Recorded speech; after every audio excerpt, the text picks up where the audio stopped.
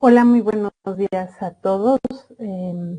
Me presento, soy la maestra Nancy Anayeli Sotomayor Serrano. Voy a ir partiendo con este bloque en esta asignatura Nutrición Clínica 1. Y pues el día de hoy nos compete revisar la unidad 1, Nutriología en Enfermedades Metabólicas, con trastornos de hidratos de carbono y síndrome metabólico. Entonces, nuestra sesión se va a dividir en dos puntos, en donde vamos a hacer una revisión de nuestra planificación, sobre todo haciendo algunas recomendaciones para la elaboración de sus actividades, y posteriormente vamos a ver revisar una presentación con algunos temas importantes que pueden ayudar a complementar sus actividades. Entonces, vamos a revisar nuestra planeación. Ya se las está compartiendo en la pantalla. Y bueno, la competencia de nuestra asignatura Nutrición Clínica es utilizar las bases de fisiopatología de enfermedades metabólicas y cardiovasculares para establecer el manejo óptimo que lleve al restablecimiento de la salud por medio de un diagnóstico y tratamiento nutricional. La competencia específica es examinar las enfermedades metabólicas con trastornos de hidratos de carbono y síndrome metabólico para elegir el tratamiento nutricional óptimo que restablezca la salud del paciente por medio de un diagnóstico integral. Entonces, los temas que nos van a revisar y con los cuales ustedes elaborarán sus actividades son diabetes mellitus y síndrome metabólico. Entonces, vamos a revisar las indicaciones para nuestras actividades. Ya muchas de ustedes ya conocen y han estado trabajando en diferentes bloques con son 4 actividades que se trabajan por unidad, y en este primer inicio, vamos a trabajar con la actividad 1, el foro en el cual se pretende que con esta actividad logren identificar aspectos generales de los trastornos de hidratos de carbono y síndrome metabólico. Entonces, aquí se les solicita elaborar un texto en donde desarrollen a partir de estas preguntas todos los puntos que se solicitan. Y bueno, aquí se les pide, o la pregunta es, ¿qué indicadores físicos, antropométricos y bioquímicos deberás integrar a la evaluación nutricional en el paciente con diabetes mellitus tipo 2, de tal manera que resulte integral? En tu respuesta, considera la importancia de evaluar aspectos como el peso corporal, la circunferencia de cintura, la glucosa en sangre en ayunas, la hemoglobina A1C, los lípidos séricos como colesterol y triglicéridos, la presión arterial y otros marcadores relevantes para evaluar el control metabólico y el riesgo cardiovascular en pacientes con diabetes mellitus. Además, destaca cómo estos indicadores contribuyen a una evaluación completa del estado de salud del paciente. Entonces, en esta primera etapa, ustedes integrarán estos indicadores para llegar a un diagnóstico.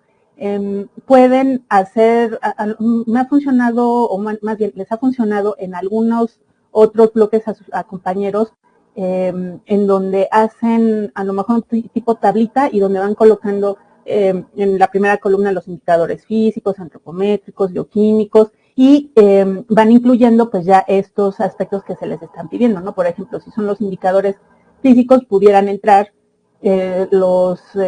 aquí datos antropométricos, ¿no? Como el peso, circunferencia de cintura, a lo mejor, no sé, van a utilizar la talla, ¿no? Dentro de estos indicadores a lo mejor pueden relacionarlo o ser ya mucho más específicos, ¿no? Determinar el porcentaje de masa grasa, el porcentaje de masa grasa a través de la obtención de, no sé, a través de 4 pliegues, o dependiendo de la fórmula que utilicen, cómo obtienen ese dato. A lo mejor utilizan también índice de masa corporal, relación cintura-cadera, ¿no? Para que no nada más quede como que aislado un elemento peso, estatura, circunferencias, pero a lo mejor lo podemos llevar un poquito más ya hacia la parte práctica, ¿no? Cómo relacionamos los diferentes elementos para evaluar algún indicador. perdón, aquí serían los antropométricos, los bioquímicos, sería ya establecer, por ejemplo, los rangos para hemoglobina glucosilada, la glucosa, el rango de glucosa en sangre, el colesterol, triglicéridos. A lo mejor podemos establecer esos aspectos, pero ya muy puntuales, ¿no? Para que realmente tengamos una idea muy concreta de cómo los vamos a emplear en algún momento y que esta información les sirva de referencia para cuando lleguen a la evidencia de aprendizaje. Entonces, de esta manera se puede establecer. Y bueno, describe, otro punto que se les pide es describir la importancia que tiene dar recomendaciones nutricionales a un paciente con diabetes mellitus tipo 2 y cuáles serían. Explora la relevancia de las recomendaciones nutricionales en el manejo de la diabetes, destacando la necesidad de controlar la glucosa, mantener un peso corporal adecuado y reducir el riesgo de complicaciones a largo plazo. Proporciona ejemplos de recomendaciones dietéticas específicas como la importancia de controlar la ingesta de carbohidratos, hidratos de carbono, priorizar alimentos con bajo índice glicémico, incluir fibra en la dieta y mantener una dieta equilibrada y variada.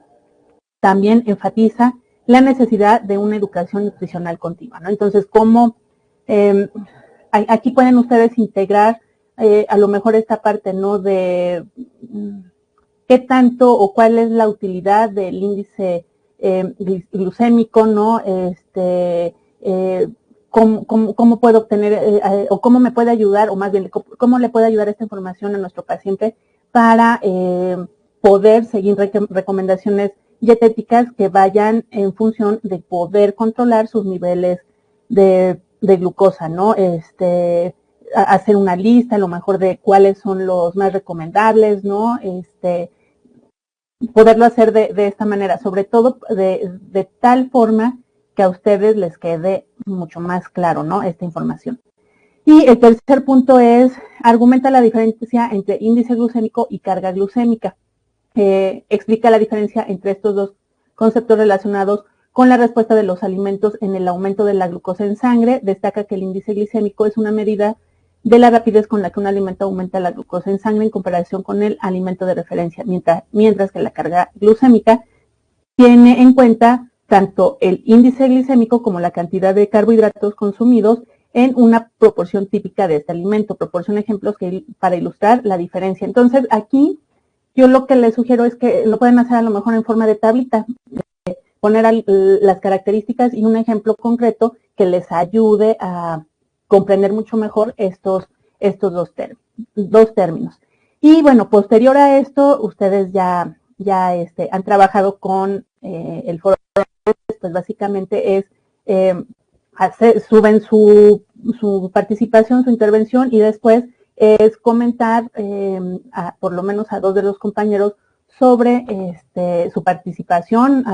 Aquí tratar de que esa participación sí sea retomando algún dato que ustedes pudieran considerar relevante para su aprendizaje y que a lo mejor no lo conocían o no lo habían revisado con más detenimiento, y cómo estas ideas o este nuevo conocimiento va a ayudar a sumar, ¿no? A lo que ya ustedes tienen integrado, o destacar, ¿no? Que no lo conocían y que más bien aquí que pueden estar en desacuerdo y hacer alguna argumentación, pues mencionando algún autor, a lo mejor revisaron, no sé, algún aspecto de alguna asociación de diabetes, no sé, ¿no? Argumentar el por qué ese conocimiento que ustedes están revisando o esa información les resulta importante, o por qué difieren, ¿no? Con esos datos. Entonces, tratar de que sea concreto, pero muy puntual en cuanto a esa participación. Entonces, esto ya lo han trabajado. Les pido que revisen la lista de cotejo para que en función de esto, todos los criterios de evaluación que se utilizan en cada una de las actividades, pues van muy de la mano con las indicaciones. Entonces, si ustedes revisan muy detenidamente las indicaciones de sus actividades, revisan la lista de cotejo, no van a tener problema en entregar en forma, ¿no? Lo que es la estructura. Y, bueno, aquí revisar también la fecha de entrega sugerida. Recordemos que vamos corriendo y, pues bueno, aquí les manejo algunas fechas que pueden ser tentativas para una entrega más ordenada. Sobre todo hay quienes requieren así como que tener fechas, ¿no?, de entrega para organizar sus tiempos. Entonces, obviamente después de, aquí tenemos la, ¿dónde está? Déjenme, me voy a adelantar un poquito nada más para revisar las fechas, es que no, si no ahorita reviso. El 18 de octubre sería como que la fecha en donde pueden entregar todas sus actividades sin que se tenga alguna penalización. Después de esta fecha, pues obviamente tienen la oportunidad de entregar sus actividades, pero ya serán penalizados con menos 10 puntos, ¿no? Al final de cada actividad en la lista de cotejo tenemos esta nota para que la consideren y pues bueno, traten de organizar sus tiempos para poder cumplir sus actividades. Y aquí tenemos los materiales de apoyo para poder realizar la actividad. Estos los van a encontrar en el aula virtual, en nuestra biblioteca. Entonces, no tienen mayor problema.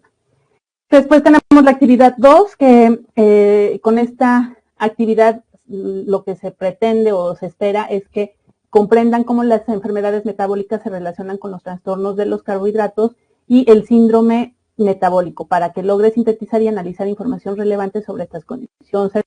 Aquí se les pide que realicen un documento en donde desarrollen los siguientes puntos.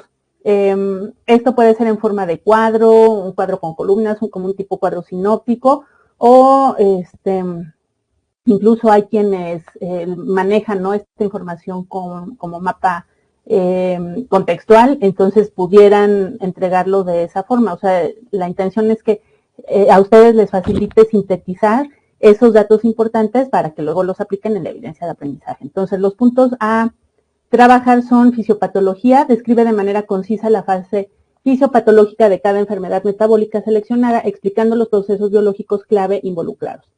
El aspecto 2, la etiología, identifica las principales causas o factores de riesgo asociados a cada enfermedad metabólica.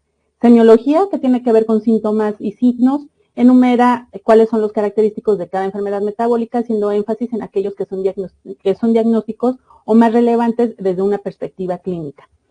Aspectos generales de la actividad física, pues destacar la importancia de la actividad física en el manejo de cada enfermedad metabólica, incluyendo recomendaciones generales sobre la cantidad y el tipo de ejercicio.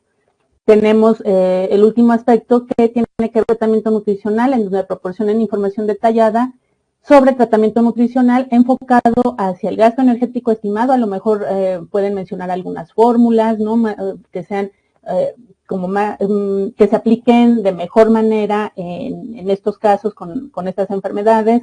Cuál es el cálculo o su distribución, ¿no?, porcentual para macronutrimentos, y estrategias de dietoterapia relevantes, ¿no?, que tiene que ver mucho con la primera parte que se les pedía en la actividad del foro. A lo mejor, cuáles son algunas de las recomendaciones dietéticas, ¿no?, más importantes para la enfermedad que ustedes describan.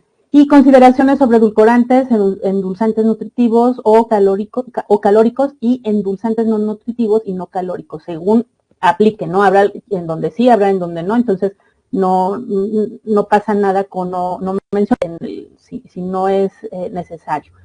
Aquí, bueno, la información que van a revisar, pues vamos a ver que hay trastornos de los hidratos de carbono bastantes, pero aquí les pediría que se enfoquen más hacia a lo mejor lo más común, que pudiera ser, pues obviamente, ¿no?, hablar sobre los trastornos que pudieran ser diabetes mellitus tipo 2, pudieran hablar a lo mejor, no sé, se me ocurre diabetes gestacional, pudieran mencionar resistencia a la insulina, ¿no?, pudieran ya como los trastornos de los hidratos, y aparte sería hablar sobre el síndrome metabólico. Entonces, pues más o menos estaríamos hablando de que ustedes elijan 3 enfermedades de los trastornos de hidratos y trabajar o describir el síndrome metabólico. Entonces serían 4 enfermedades, ¿ok? Y también aquí en otro momento se les pide elaborar un análisis de los datos agregados en el cuadro sintético o en lo que ustedes elijan trabajar, o columnas, o lo que ustedes decidan, pero es elaborar este análisis en donde van a comparar y contrastar esas enfermedades metabólicas elegidas y van a ubicar, ¿no?, similitudes y diferencias en la fisiopatología, a lo mejor en porque en esas causas, ¿no? Que la originan, los signos y síntomas, y así como algunas esas recomendaciones, ¿no? O sea, a lo mejor aquí pudiera ser en algún momento, como parte de este análisis, que habrá enfermedades que, en cuanto, yo espero darme a entender con esto que les explico, en cuanto a la sintomatología, son muy similares, pero ya la parte de la etiología, o sea, las causas,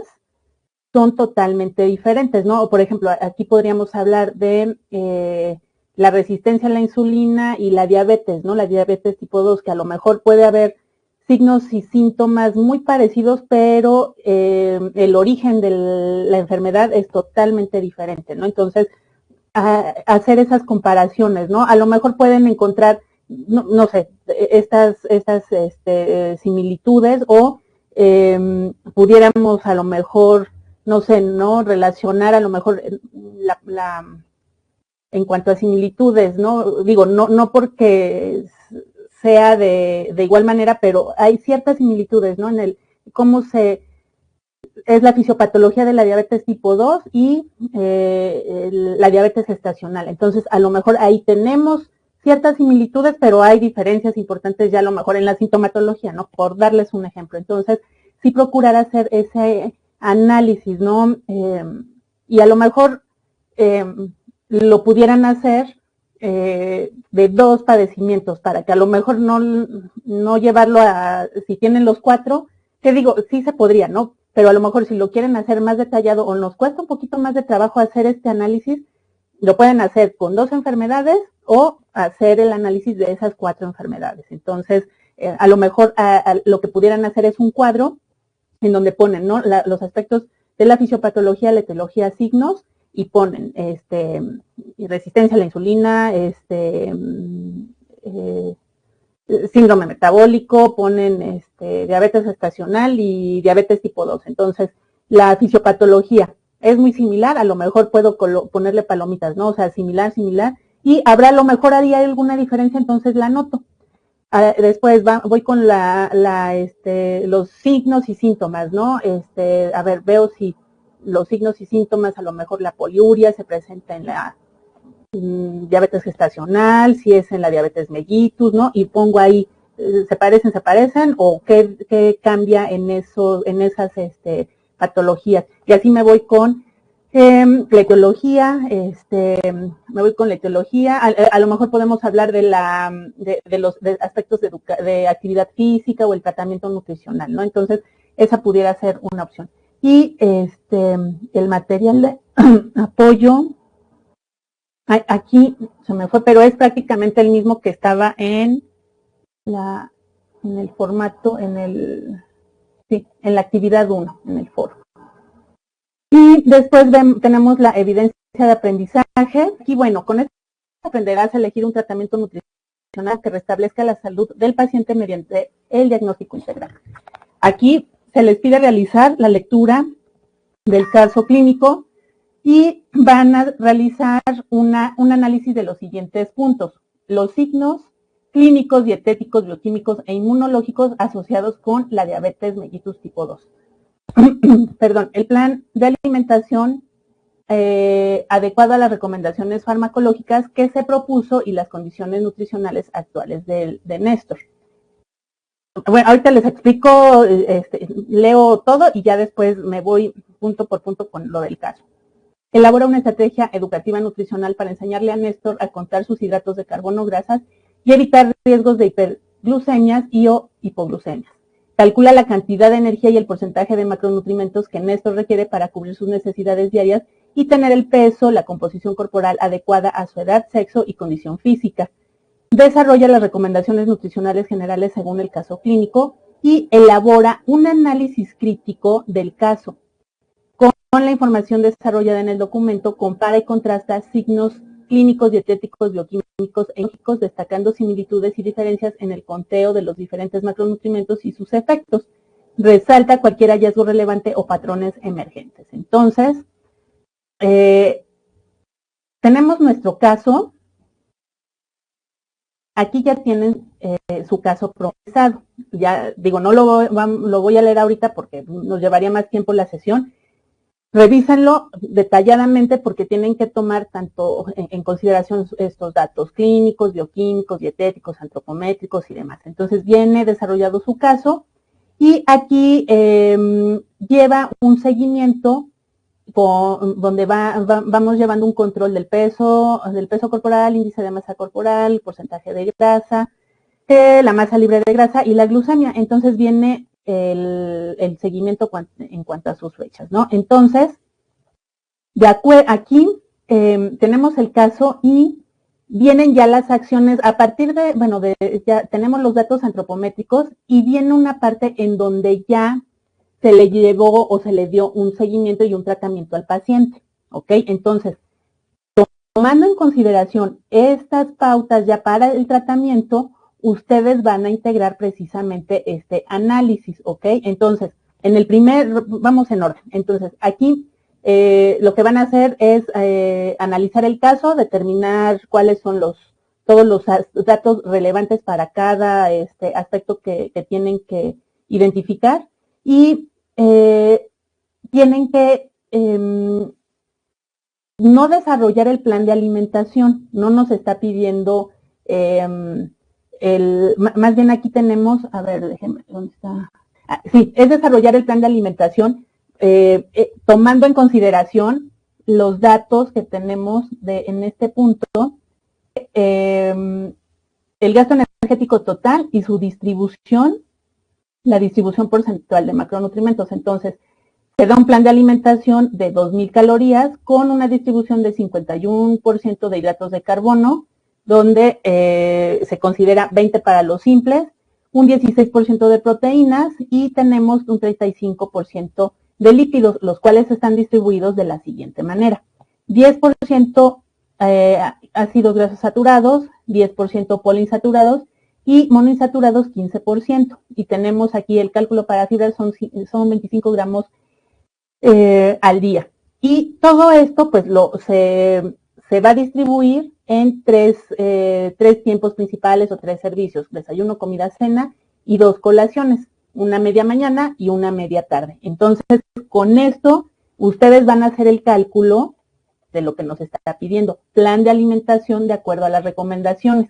Y obviamente van a tener o considerar cuáles son también su tratamiento farmacológico, que lo tenemos en esta parte, ¿no? Ya en la parte final, agrega acarbosa, una antes de cada alimento, y considerar eso para hacer el plan de alimentación, ¿ok? Entonces lo van a tener que integrar, obviamente, ya no hacer el cálculo con Harris Benedict, no, ya lo tenemos nosotros establecido, ¿ok? Entonces, con esto cumplimos la primera parte. Debemos elaborar una estrategia educativa nutricional en donde enseñemos a contar a nuestro paciente hidratos de carbono. Entonces, aquí ustedes tendrán que elaborar una estrategia muy sencilla en donde le den esa información a su paciente de cómo puede hacer un conteo de hidratos de carbono.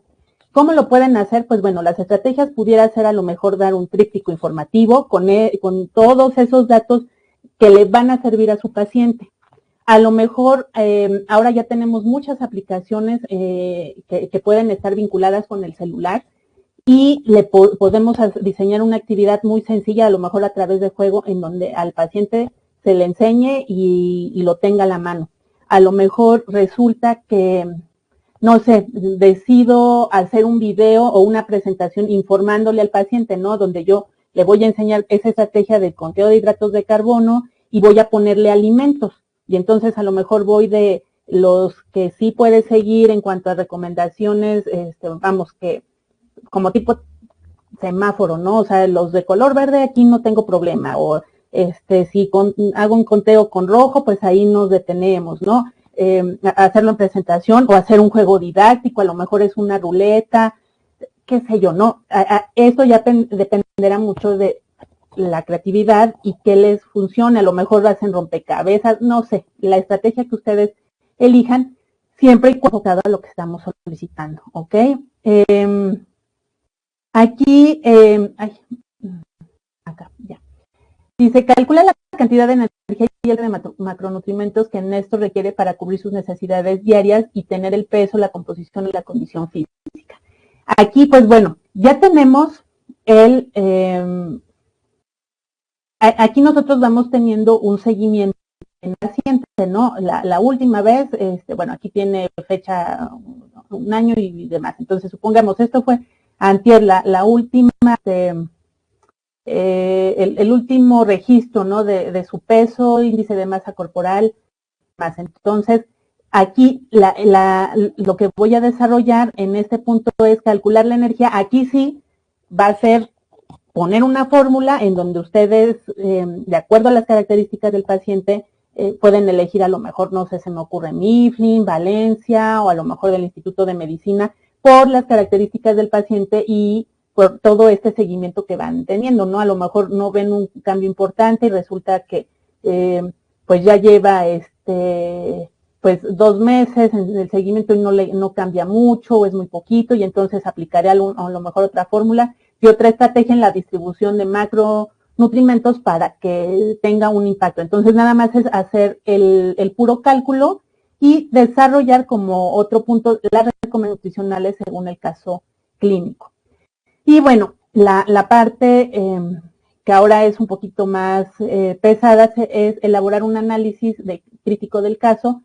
Realiza un análisis crítico de la información desarrollada en el documento, compara y contrasta signos clínicos, dietéticos, bioquímicos e inmunológicos, destacando similitudes y diferencias en el conteo de los diferentes macronutrientes y sus efectos para resaltar cualquier hallazgo relevante o patrones emergentes. Entonces, aquí, de acuerdo a la información, podemos utilizar o hacer este análisis clínico a través de 2 formatos.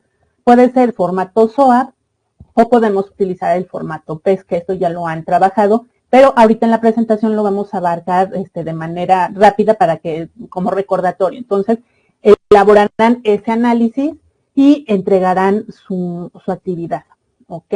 Después tenemos autorreflexiones, que con esta actividad van a reflexionar sobre las enfermedades metabólicas con trastornos de los hidratos de carbono y síndrome metabólico, en donde tendrán que elaborar un mapa conceptual en el que presenten las recomendaciones nutricionales generales del síndrome metabólico y la diabetes mellitus. Desarrolla, como otro punto, las siguientes preguntas. ¿Qué alimentos son aconsejables en el tratamiento nutricional de estos padecimientos? Justifica tu respuesta. En todos tienen que justificar la respuesta hacer la mención, ¿no? de dónde obtuvieron ese dato y para que no, o sea, sí, mucho es de lo que ustedes van teniendo como aprendizaje, pero pues también cuál es, o sea, quién es su base o a quién están tomando como referencia. ¿Resulta útil conocer el índice glucémico? O sea, sí resulta útil, pero ¿por qué no? Hay que justificarlo, o sea, ¿por qué sí es indispensable o por qué sí tiene suma importancia hablar o indicarle al paciente lo que es el índice glucémico? Otra pregunta, ¿cómo puede ser utilizado este conocimiento a favor de los pacientes? ¿Qué interacción tienen los medicamentos utilizados en estos padecimientos con los alimentos? Que a lo mejor pudiéramos hablar un poquito, digo, y muy general, ¿no? Hipoglucemiantes, a lo mejor insulina, ¿no? Dejarlo así como que muy general, porque es importante el uso, o a lo mejor ya conocen, ya investigaron y resulta que hay 3 medicamentos como que los más comunes, ¿no? Que se emplean para el control de la diabetes en los pacientes. Entonces, a lo mejor enfocarnos hacia esos medicamentos. Menciona mínimos ejemplos de alimentos ricos en fibra y la cantidad que aportan de la misma dependiendo de la porción. Utiliza el sistema mexicano de equivalentes. Aquí va a ir muy de la mano, seguramente lo van a relacionar con esta información, ¿no? Del índice glucémico, la carga glicémica, y a lo mejor toman en consideración esos aspectos y los llevan ya hacia los alimentos ricos en fibra que vamos a encontrar en el sistema mexicano de equivalentes, ¿no? Pudiera ser como que una manera en la que ustedes van a contrarrestar ahí, o más bien hacer comparaciones de la información que van teniendo y cómo la van a aplicar de una manera mucho más en sus pacientes. Bueno, el contenido, como ya lo revisamos, va enfocado hacia diabetes y síndrome metabólico. Aquí, como parte de esos trastornos de los hidratos, bueno, nos podemos enfocar diabetes tipo 2, diabetes gestacional, podemos hablar de resistencia a la insulina y seguramente encontrarán algunos otros en sus referencias. Digo, si son ajenos a los que les acabo de mencionar, pero creen que son interesantes o en algún momento ya han oído hablar de ellos, si quieren hacer como que un análisis más profundo, los pueden incluir. Y obviamente nos vamos a abocar también al síndrome metabólico, ¿no? Que en el síndrome metabólico, pues bueno, generalmente siempre van tres de la mano, ¿no? Obesidad, la presencia de diabetes mellitus e hipertensión.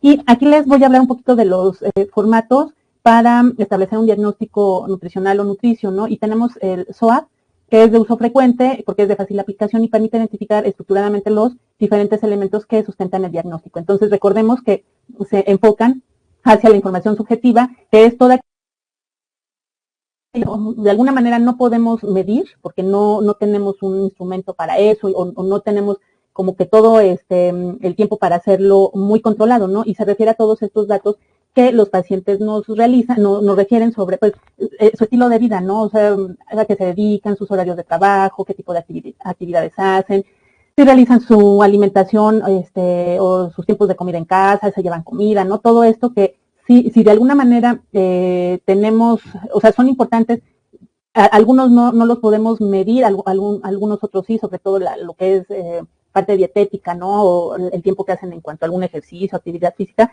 eso sí lo podemos medir. Tenemos la información objetiva, que esto es, ahora sí que la recopilación de nuestro ABCD, ¿no? Los aspectos antropométricos, bioquímicos, clínicos, dietéticos, la toma de diferentes mediciones antropométricas, la toma de la presión arterial, los datos bioquímicos, si aplicó, no sé si un paciente ya tiene resultados de un examen general de orina, biometría, una química sanguínea, que si es de 6, 12, 24 elementos, etcétera, ¿no? Todos estos datos que son medibles y tenemos rangos, ¿no? Dentro de nuestros mínimos máximos y de ahí partir para ver cómo está controlándose, en este caso, una enfermedad de trastornos de hidratos, ¿no? Que pudiera ser diabetes mellitus. Entonces, tenemos, a partir de esto, pues bueno, podemos emplear fórmulas para establecer cuál es el requerimiento o el consumo energético que tiene nuestro paciente, ¿no? De manera habitual.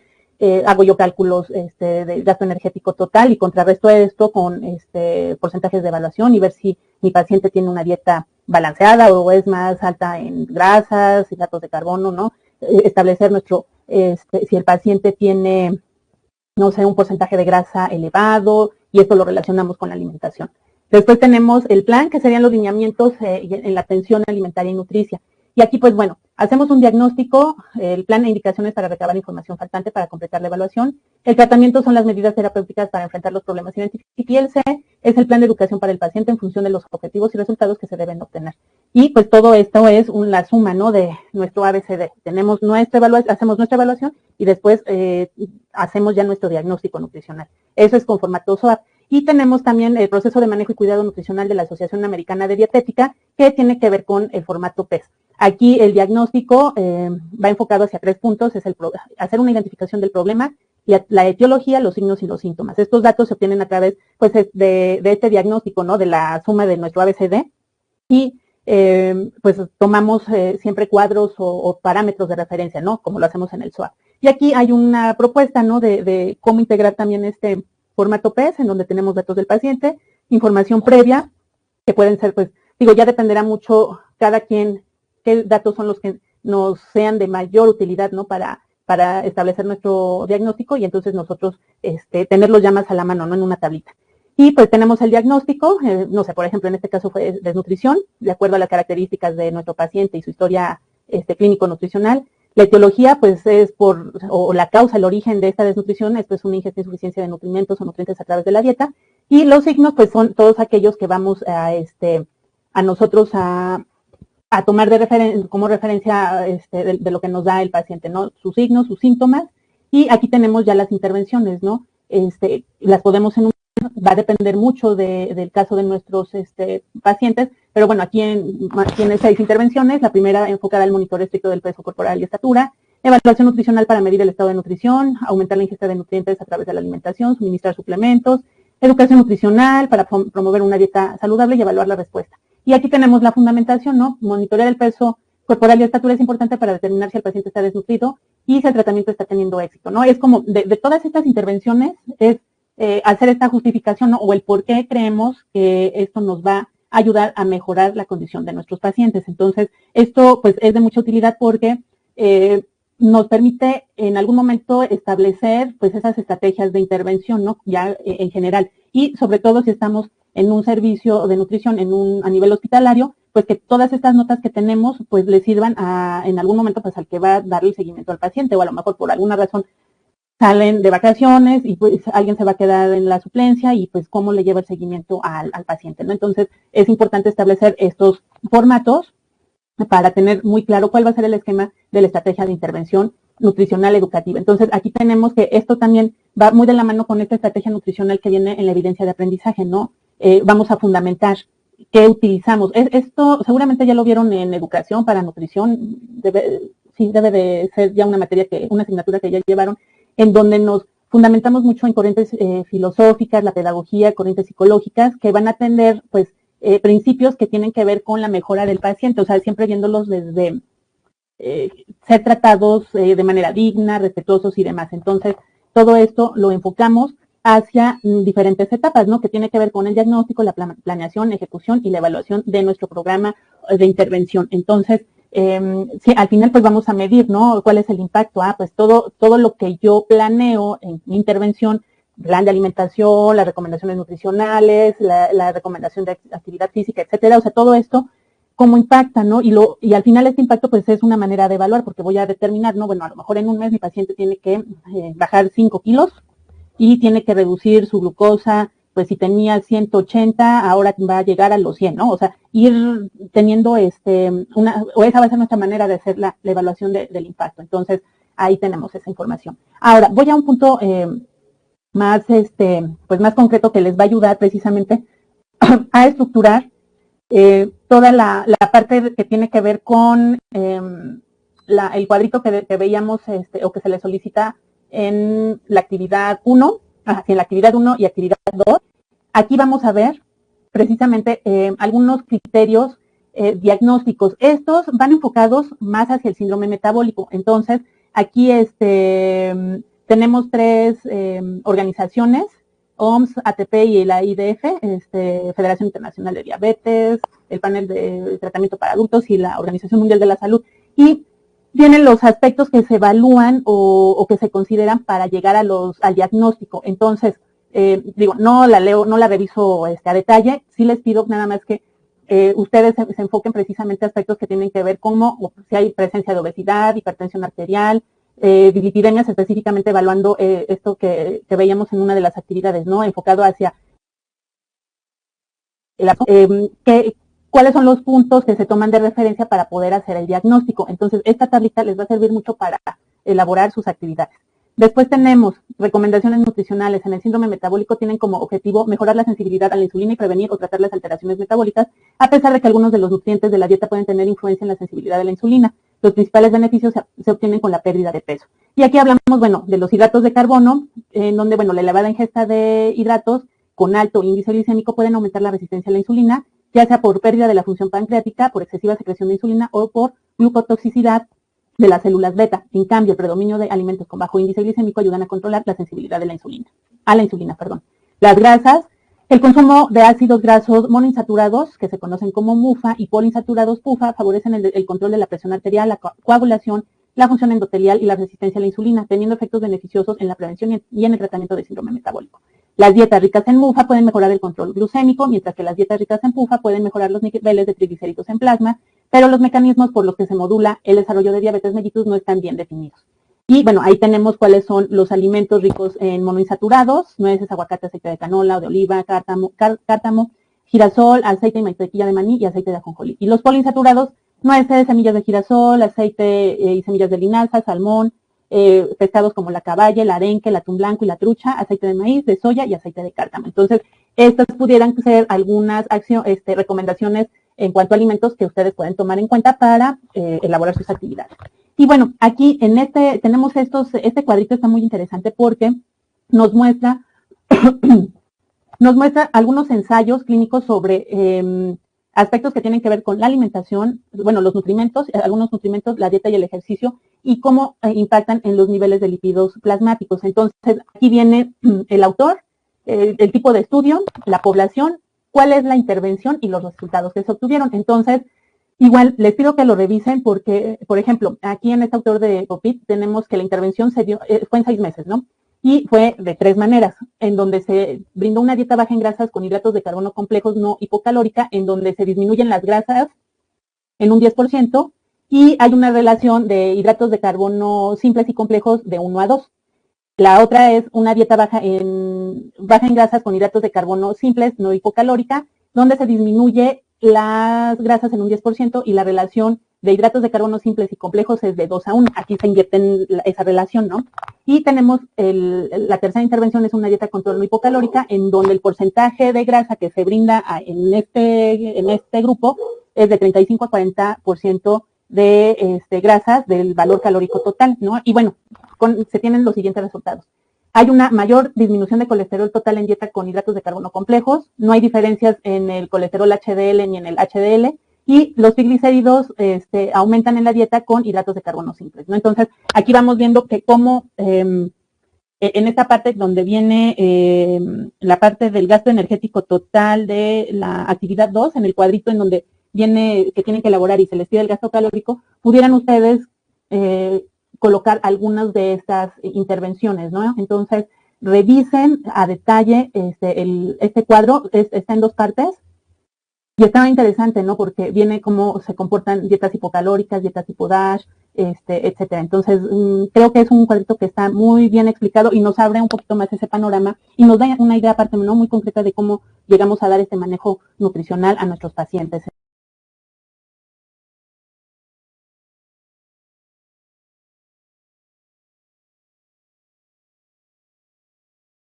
Ahí está. Ok. Esta presentación, ahorita que terminemos la sesión, se la subo para puedan revisar con mayor detenimiento. Ok, ahí estamos. Entonces, vamos a ver, pues, qué son los errores innatos del metabolismo. Bueno, son un conjunto de enfermedades causadas por una mutación genética que tiene como efecto la producción de una proteína anómala que conlleva la alteración del funcionamiento fisiológico de la célula. Dependiendo de cuál sea la función alterada, puede producirse un acúmulo del substrato no metabolizado, la aparición de las sustancias producidas al metabolizarse dicho sustrato, por vías alternativas o bien fenómenos derivados de la menor formación del producto final o de su ausencia, ¿no? O sea, al final estamos hablando de precisamente cómo esta vía metabólica de las proteínas puede tener alguna alteración en la producción de estos substratos y que a lo mejor, perdón, la célula o nuestras células no las estén empleando de manera.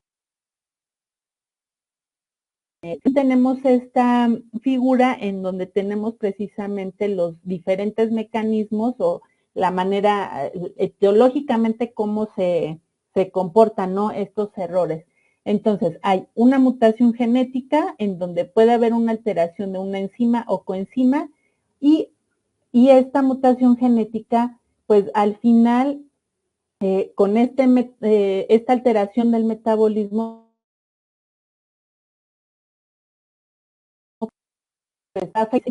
debe ser el transporte o la recepción. Y vamos a ver que generalmente las enzimas y las coenzimas, recordemos que siempre actúan en diferentes puntos, ¿no? Y aquí va a actuar en cuatro momentos, en 4 rubros, que puede ser a nivel de membrana, donde va a haber una alteración del transporte. Puede haber una alteración del metabolismo intermedio, específicamente ya en la metabolización de aminoácidos, hidratos de carbono y lípidos.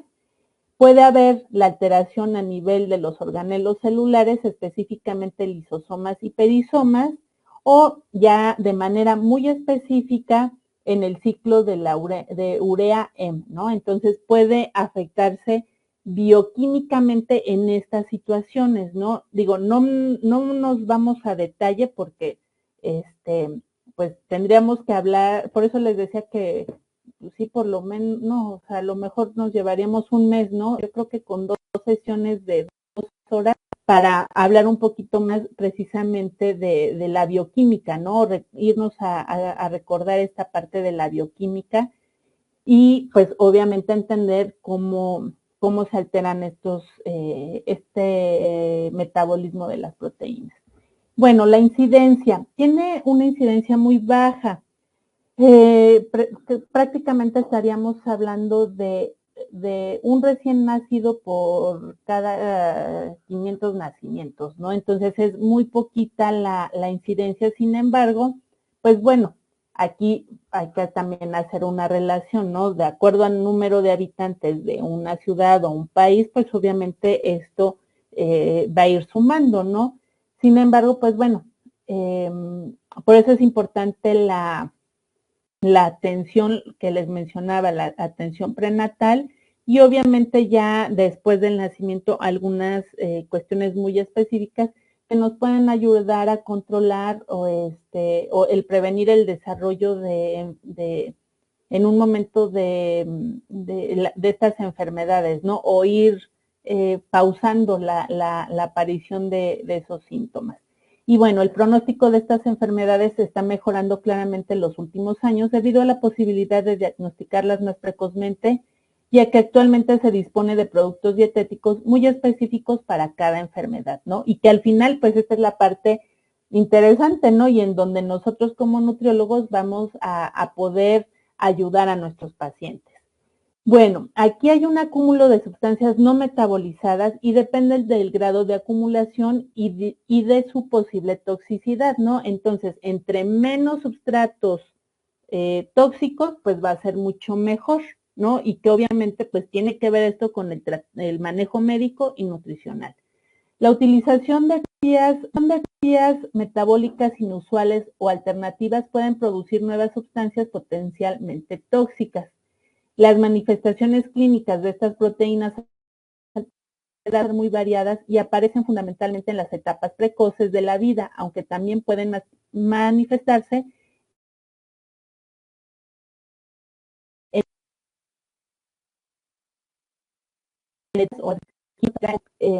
pues nosotros también al momento de hacer una historia clínica nutricional, pues cómo podemos relacionar esta información con sus signos, sus síntomas, y entonces tener la sospecha de que hay un problema enfocado hacia el metabolismo de las proteínas, ¿ok?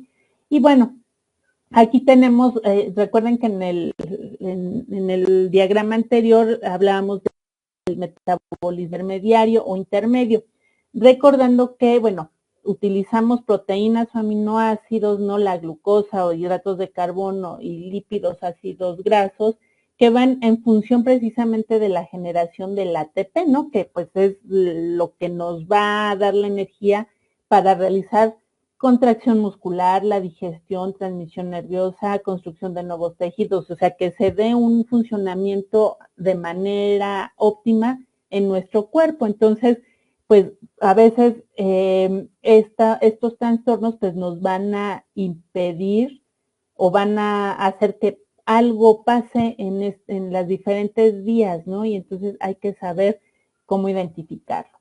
Y bueno, aquí tenemos un diagrama en donde nos da, tenemos el ciclo de Krebs, precisamente hablando de bioquímica, ¿no? Para poder entender un poquito más. Y bueno, aquí tenemos las proteínas, el glucógeno, las grasas y sus vías, ¿no? O sea, desde los aminoácidos, cómo se utilizan estos para, en un momento para, emplearse en el ciclo de la urea y tener un producto final, ¿no? El ciclo de Krebs, la beta-oxidación. Entonces, aquí tenemos las diferentes vías y en algún momento alguna de las enzimas en estas vías o coenzimas pues van a tener ahí algún defecto y entonces altera todo, ¿ok?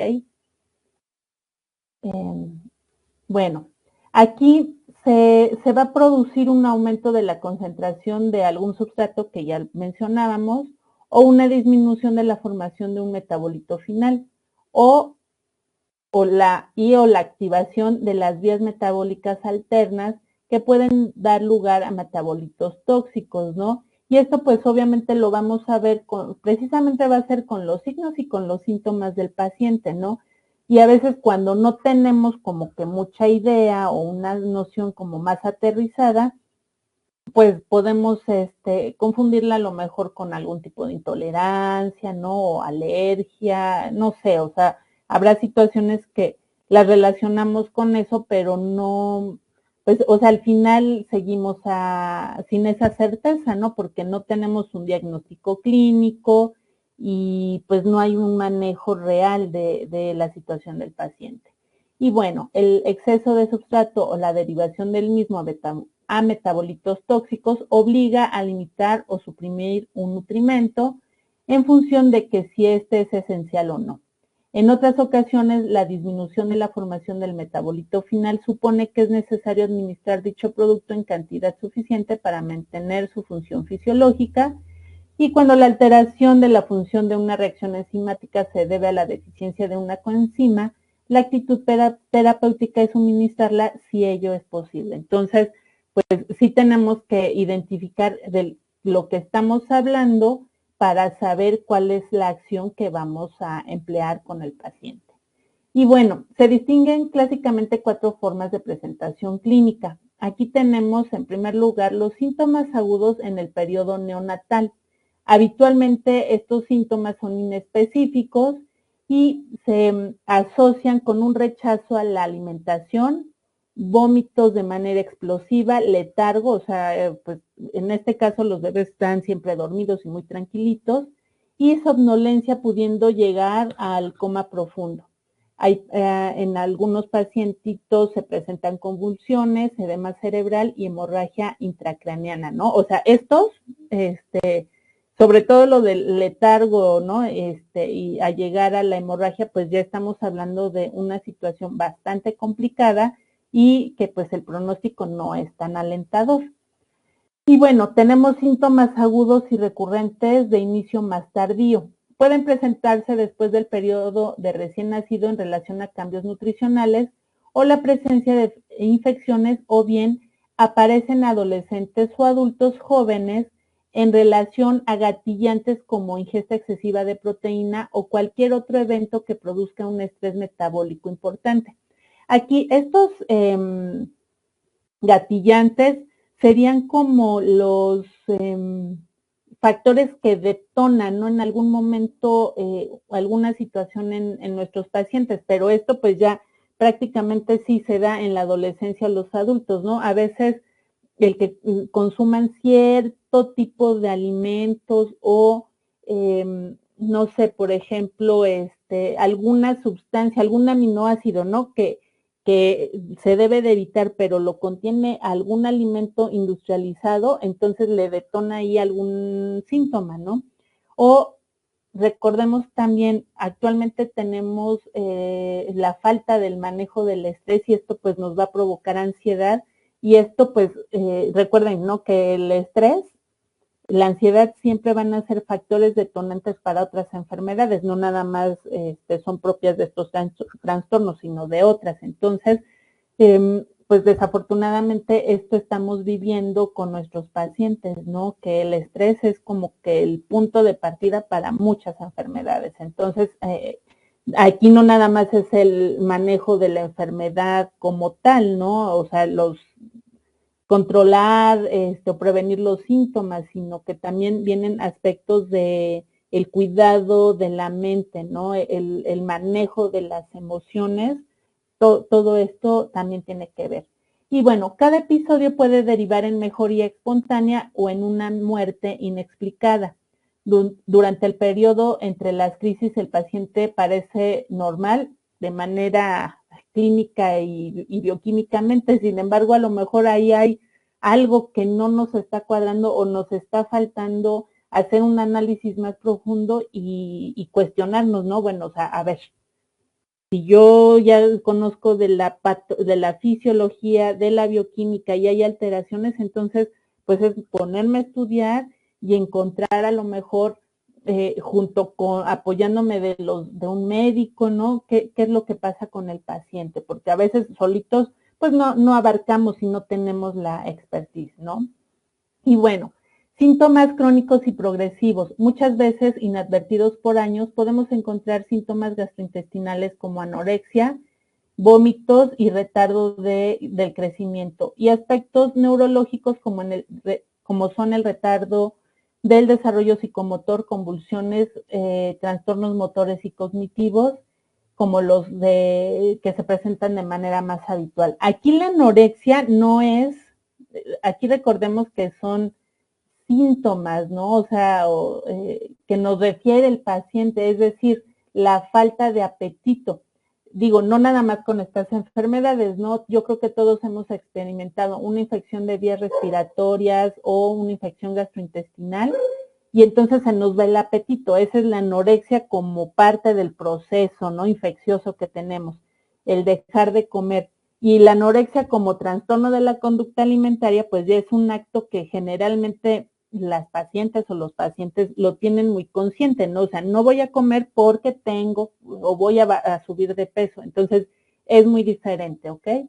Y tenemos síntomas específicos y permanentes característicos de los errores innatos del metabolismo. Aquí pueden ser ya muy enfocados hacia una miocardiopatía o una hepatoesplenomegalia, ¿no? O sea, crecimiento del hígado. Y aquí tenemos una imagen, generalmente se da mucho en los niños, ¿no? Y niños recién nacidos o menores de 5 años, digo también adolescentes y adultos, pero generalmente es más común verlos en ellos, en donde hay una inflamación del abdomen, pero es precisamente por este crecimiento anormal del hígado.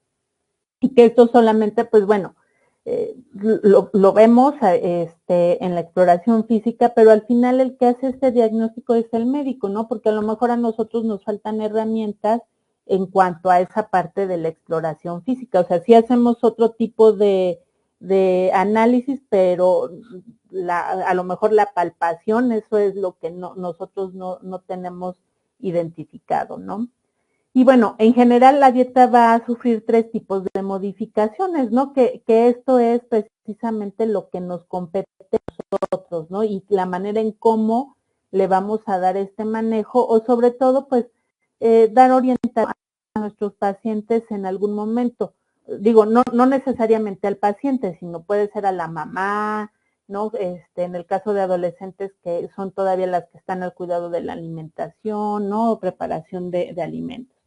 Y bueno, vamos a tener modificaciones cuantitativas, es decir, las porciones de los 3 principios intermediarios que contribuyen a la ración energética diaria, ¿no? A lo mejor cuando hacemos nuestro cálculo, la distribución porcentual de macros, pues vamos viendo, a lo mejor hacemos un recordatorio, una encuesta dietética y preguntamos, ¿no? Que se identifica que con qué alimentos se inflama o le da vómito y demás, entonces vamos ahí tomando en cuenta y a lo mejor hacemos esas modificaciones ya al momento de diseñar nuestro plan de alimentación.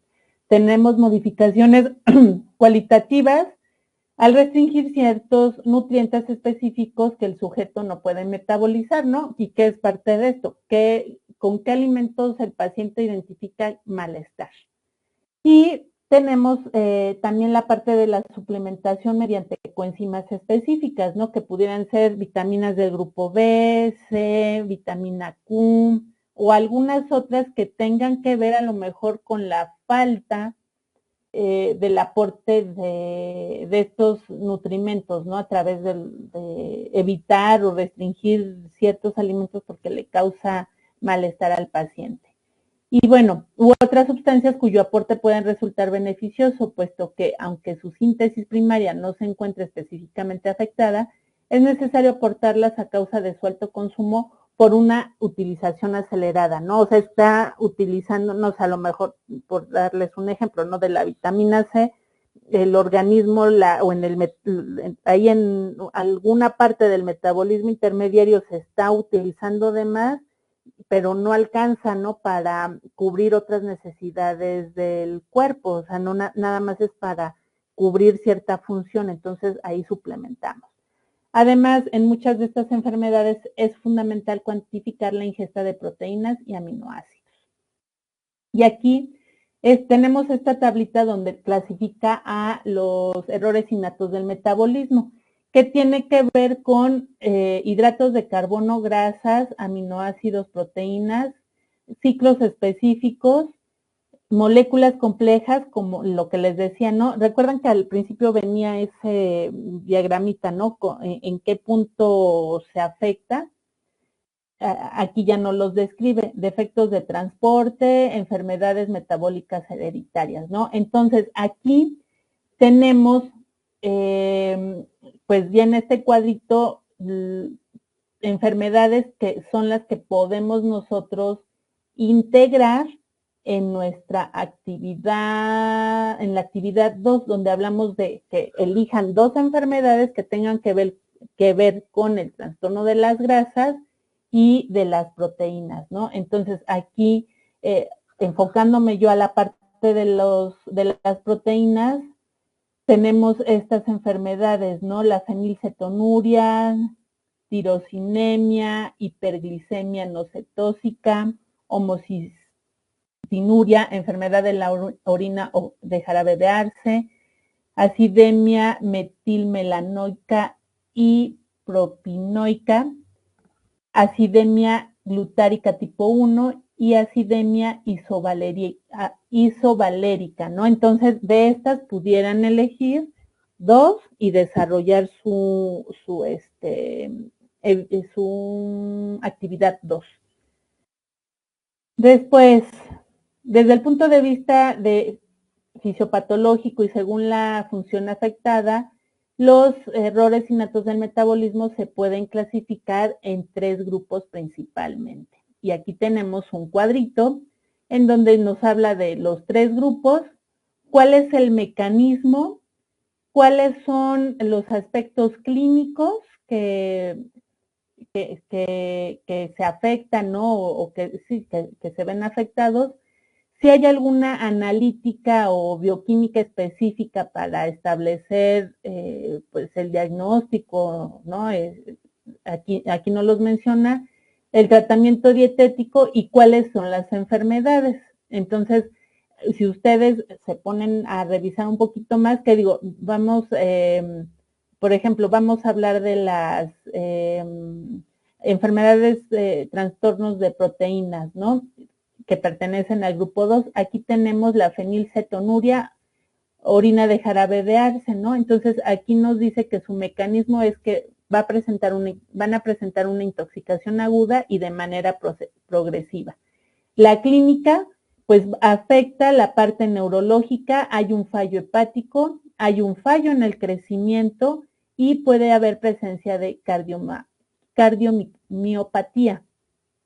En cuanto a analíticas, si existen, se pueden ver aspectos que nos determinen la acidosis, la cetosis, el aumento de amonio y presencia de hipoglucemia.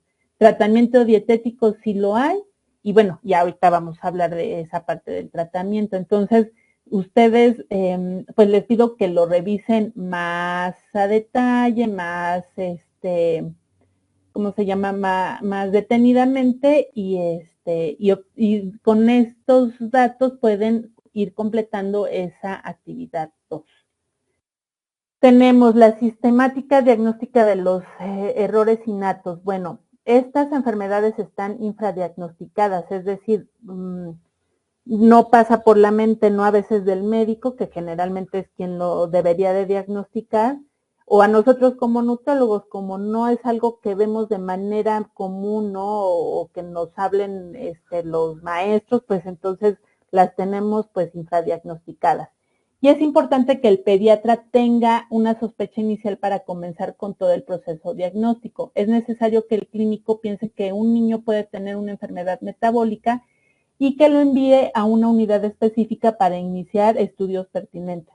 Ante la sospecha de una enfermedad innata del metabolismo, existen una serie de análisis básicos expresados en una tablita que vamos a ver, que proporcionan una orientación inicial sobre el tipo genérico de estas enfermedades metabólicas, ¿no? Entonces, generalmente, pues, quien lo pudiera diagnosticar o establecer sería específicamente de manera temprana o precoz el pediatra, ¿no? Porque ellos ya tienen todas las herramientas para establecer cómo se está dando el crecimiento en los niños, ¿no? Si es de manera normal, porque evalúan aspectos neurológicos, psicomotores, etcétera, ¿no? Entonces ellos tienen todas estas herramientas más a la mano. Y bueno, tenemos el tamiz metabólico que seguramente ya hemos escuchado y nos los aplicaron y a nuestros niños se los aplican, ¿no? Entonces, al momento del nacimiento. Es un examen de laboratorio practicado a la persona recién nacida para detectar padecimientos de tipo metabólico. Se puede realizar entre el tercer y quinto día de vida. Detectar oportunamente alguna enfermedad o deficiencia metabólica, pues es lo que nos va a hacer la diferencia, ¿no? De cómo, si se identifica, cómo se le da el manejo. Y bueno, antes de que se manifieste, para proporcionar tratamiento adecuado, limitando el daño y sus consecuencias tales como discapacidad intelectual, retraso en el crecimiento y desarrollo, así como el fallecimiento, ¿no? Que al final, pues esta parte, si hay una discapacidad, pues es que pues ya le va mal al niño o a la niña y a toda la familia, ¿no? Todo lo que implica el tener un familiar discapacitado y la atención que se le tiene que dar. Y bueno, consiste en tomar una muestra de sangre del talón del bebé y recolectarla en un papel filtro especial para su análisis.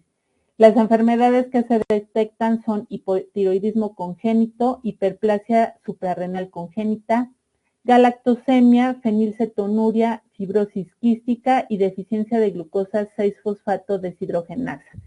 Entonces, pues bueno, una vez teniendo ya esta parte, pues también se irán contemplando alguna serie de análisis, que esto también les puede servir o ser de mucha utilidad para cuando hagan su actividad 1, en donde dice cuáles son la analítica, ¿no? O la bioquímica. Estos indicadores bioquímicos que podemos nosotros evaluar. Y bueno, aquí tenemos el listado en orina y sangre, que es lo que se evalúa y que generalmente, les digo, lo hacen más los médicos, ¿no? Es más propio de los médicos. Ya la revisan más a detalle. Y bueno, ¿cuáles son las precauciones antes de dar de alta al paciente del hospital? Pues bueno, una vez que el paciente ha sido dado de alta del hospital, debe informarse a los padres de las causas y de los signos tempranos de una descompensación metabólica y educarlos en cómo y cuándo deben iniciar los primeros pasos del tratamiento de emergencia en domicilio, ¿no? Porque a veces, pues bueno, el niño en un hospital está controlado, pero fuera pues ya no se tiene a las enfermeras, a los médicos, y a veces los papás pues también no tienen la información muy concreta, ¿no? Y explicada, entonces no se sabe cómo actuar ante ciertos síntomas, o habrá síntomas que el niño presente, ¿no? Nuevos y los papás no saben qué hacer. Entonces sí es importante que a cada paciente y familia o familiar se le den por escrito los tratamientos o la manera en cómo debe de actuar de forma emergente, y en donde pues se tiene que describir paso a paso qué hacer, y generalmente se les dan sus notas, ¿no? Médicas, en donde se le establece el diagnóstico y cuál debe de ser el manejo para que en una situación de emergencia, pues el médico o el servicio de emergencia pues sepa cómo actuar. Y bueno, en este escrito también se tienen que establecer pues los medicamentos, o sea, todo se especifica, y además se debe de contar pues también con información del manejo nutricional, ¿no? En ocasiones, pues bueno, cuando está muy complicado el caso y pues vemos que el bebé no se puede alimentar y nutrir de manera correcta, pues a veces se practican también gastrostomías o una alimentación por sonda nasogástrica, que bueno, va a ser una alternativa y ya nos queda de otra, ¿no? Porque a lo mejor el bebé siempre está vomitando, las diarreas, entonces hay que garantizar que el bebé o menores de 5 años se mantengan bien nutridos, ¿no? Entonces, ahí también, si el bebé se da de alta bajo estas condiciones, pues el servicio de nutrición tendrá que explicar el cuidado y manejo de las sondas. Y bueno, dentro de las posibilidades terapéuticas, el tratamiento dietético constituye el pilar más importante en el manejo global de estos trastornos. Y bueno, los trastornos innatos del metabolismo constituyen un reto apasionante para las unidades de nutrición y metabolismo pediátricas.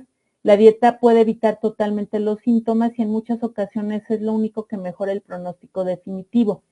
Por este motivo, la elaboración de dietas especiales para cada uno de los trastornos exige un constante seguimiento nutricional de cada paciente para asegurar una nutrición y un desarrollo adecuados. Muchos de los trastornos o de las enfermedades exigen una dieta baja en proteínas y el objetivo siempre será conseguir el máximo nivel proteico que tolere el paciente para asegurar su crecimiento sin desencadenar la alteración metabólica, ¿no? Entonces, en este punto, pues sí, siempre como nutriólogos debemos de, pues, darle un seguimiento mucho más puntual, ¿no? Por ejemplo, hay los fenilcetonuria, este tipo de pacientes decía que deben de cuidarnos, de orientarlos muy bien en cuanto a que al restringir el consumo de alimentos procesados que contengan fenilcetonuria, ¿no? Y hablando de estos, pues tenemos golosinas o chicles, tenemos bebidas, refrescos, porque obviamente al consumir esta sustancia, la fenilalanina, pues seguramente va a presentar síntomas. Entonces, sí debemos de estar bien informados sobre cuáles son todos estos elementos que deben de restringir, ¿no? Que los vamos a encontrar, pues obviamente, en los alimentos que consume de manera habitual en su dieta y entonces ver la manera en cómo sustituir, ¿no? Alimentos que nos van a dar un buen aporte de proteínas, ¿no? Y ver cómo, pues también las indicaciones del médico. Y bueno, aquí tenemos el seguimiento nutricional. Esta tablita pues ya vale oro porque es lo que les va a servir para para elaborar su actividad 1.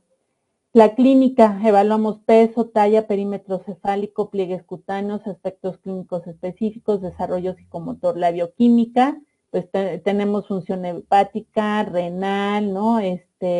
Todos los bioquímicos, la parte de nutricional y dietética, qué elementos son los importantes para hacer nuestra evaluación de manera integral. Y aquí en este cuadrito tenemos, ¿no? Lo que les mencionaba, la fenilcetonuria es la enfermedad, el tratamiento nutricional es reducir la fenilalanina. La tirosinemia, reducir tirosina y fenilalanina, ¿no? Entonces aquí ya tenemos cuáles son precisamente los elementos que vamos a restringir o que van a ser parte del manejo nutricional. Ahí ya tenemos esta información para las enfermedades que puedan ustedes elegir. Aquí tenemos igual, aminoácidos, o sea, todos los aminoácidos que debemos de restringir, ¿no? Específicamente ya cuando tenemos el diagnóstico de la enfermedad. Digo, ya se las dejo más, ya ustedes la revisan, para que la vayan leyendo de manera detenida. Y bueno, tenemos aquí nuestras referencias, si quieren hacer una consulta un poco más detallada. Y pues en relación a esta sesión del día de hoy. Ya empezamos nuestra planificación y en esta presentación, pues bueno, me enfoqué precisamente a estos errores innatos del metabolismo, específicamente hablando de las proteínas, para que tengan un panorama un poquito más general y ya se vayan a ciencia cierta hacia cómo vamos a dar aterrizar.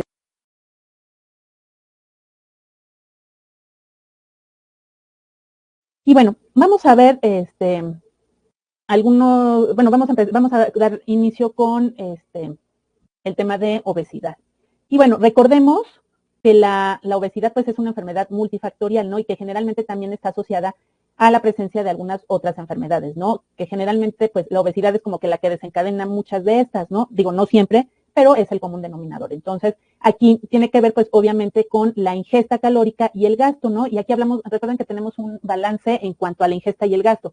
Cuando se rompe este balance, pues estaríamos hablando, en el caso de la obesidad, que hay una mayor ingesta, pero un menor gasto de energía, ¿no? Y aquí tendremos el balance positivo. En cuanto a la desnutrición, pues es el caso contrario, la ingesta es menor y el gasto, la ingesta es menor y el gasto es mayor, ¿no?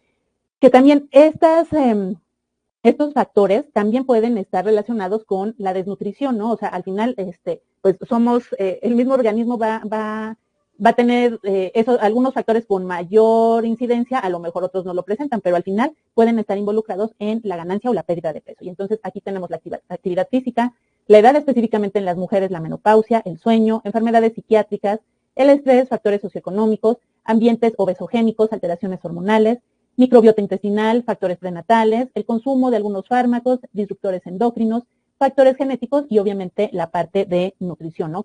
Que tiene que ver pues obviamente con la manera en cómo nos estamos alimentando, ¿no? O cómo se están alimentando nuestros pacientes. Ay, ya me fui más para acá.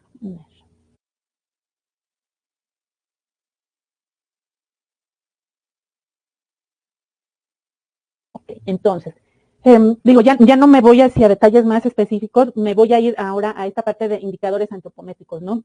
Recordemos que el índice de masa corporal es un índice que se emplea mucho en el área de salud, ¿no? Y sobre todo los médicos son los que lo utilizan o se emplea para poder clasificar a un paciente, sobre todo si tiene obesidad, ¿no? Entonces, aquí pues tenemos que el índice es precisamente esa relación que hay entre el peso y la talla.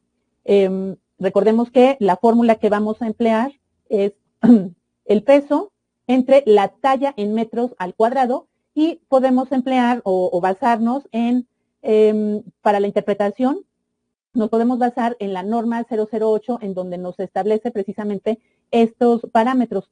Tenemos que si el índice de masa corporal nos marca entre 25 a 29.9, estaríamos hablando de presencia de sobrepeso. Tenemos otro parámetro que va para sobrepeso en personas de baja estatura, que aquí baja estatura lo cataloga como una estatura menor a 1.5 metros en la mujer y para los varones de 1,60 m. Entonces el rango va del 23 a 24.9, ¿no? Y eso, bueno, pues ya nos da una idea más concreta, no, obviamente no es lo mismo mayor estatura y menor peso o las diferentes variables o cambios que podemos encontrar, ¿no? Entonces, pues considero que es un dato importante que nos puede o nos es de bastante utilidad para poder hacer el diagnóstico. Y bueno, ahora tenemos que para ya obesidad sería un índice mayor a 30, mayor o igual a 30, y para personas con baja estatura, la obesidad sería de 25, sería mayor o igual a 25. Entonces, ahí tenemos estos puntos que son importantes y que pues seguramente vamos a estar encontrando, porque tenemos pacientes que, bueno, en su mayoría pueden tener baja estatura, ¿no? Y a veces sí nos es complicado cómo hacer esta diferenciación. Y bueno, tenemos también la tabla que se maneja para la interpretación del IMS de la Organización Mundial de las Naciones Unidas. Entonces, hay valores, sobre todo, pues nos basamos en los principales, ¿no? O pueden elegir los adicionales en donde hay datos a lo mejor un poquito más, como que más detallados, ¿no? Entonces, aquí viene la interpretación para bajo peso, en donde se establece delgadez severa, delgadez moderada y delgadez aceptable. Después tenemos normalidad, sobrepeso, preobeso, obeso y después ya los tres tipos de obesidad. Entonces, pues digo, esto ya se hace mucho más detallado cuando estamos trabajando pues con información mucho más puntual con nuestros pacientes. Entonces, ustedes revisan la tablita y digo, ya no me detengo en eso. Otro parámetro o otro índice más bien que podemos utilizar es establecer la distribución de la grasa, ¿no? Obviamente la distribución de grasa o el porcentaje de grasa ya traducido en kilogramos, lo podemos establecer cuando hacemos una antropometría enfocada precisamente a toma de pliegues cutáneos, ¿no? A lo mejor tomamos diámetros, tomamos circunferencias y hacemos una evaluación más general y que va más enfocada hacia la realidad del paciente. Sin embargo, pues a veces no siempre aplica utilizar la antropometría y pues puedo basarme en este sentido en el perímetro de cintura-cadera, ¿no? Para hacer una relación. Y aquí tenemos, pues bueno, nuestros puntos de corte y tenemos los varones y las mujeres, ¿no? Si el perímetro de cintura siempre va a ser en centímetros, y la cadera igual, y bueno, si mi valor es de mayor o igual a 1 en hombres, sería la interpretación obesidad androide, ¿no? O una distribución androide, que sería más hacia la parte de la cintura, ¿no? Más acúmulo de grasa a nivel abdominal. Y para mujeres tendría que ser mi resultado mayor o igual a 0.8. Si es menor a 1 para varones y menor a 0.8 en mujeres, sería una distribución ginecoide, más enfocada hacia las caderas, ¿no? Espalda baja, caderas, mayor acúmulo de grasa. ¿Que puede haber esta distribución en hombres? Sí, ¿no?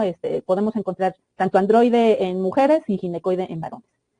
Y el perímetro de cintura, de acuerdo al Instituto Nacional de Medicina, tenemos aquí que se relaciona el índice de masa corporal en la columna izquierda y tenemos los valores de cintura para varones y para mujeres.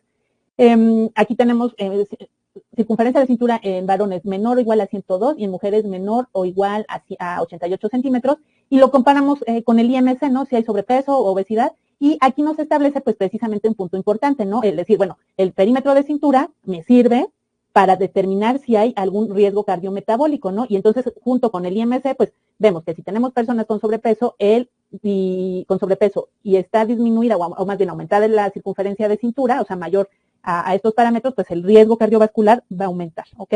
Entonces, pues ahí tenemos también la tablita, analícenla con detenimiento y pues es muy fácil de poderla interpretar. Aquí tenemos en este cuadro cuáles son los datos mínimos clínicos y de laboratorio necesarios para la correcta evaluación del paciente con obesidad. Entonces, esta información, al igual que la que estamos revisando, la grado 1 como la 2, ¿ok? Y aquí tenemos el peso, la altura o la estatura, talla, ¿no? Algunos autores lo mencionan así. Índice de masa corporal, perímetro de cintura, presión arterial, triglicéridos en ayunas, colesterol, glucosa en ayunas, niveles de hormonas, ¿no? Y algunas otras de enzimas y demás.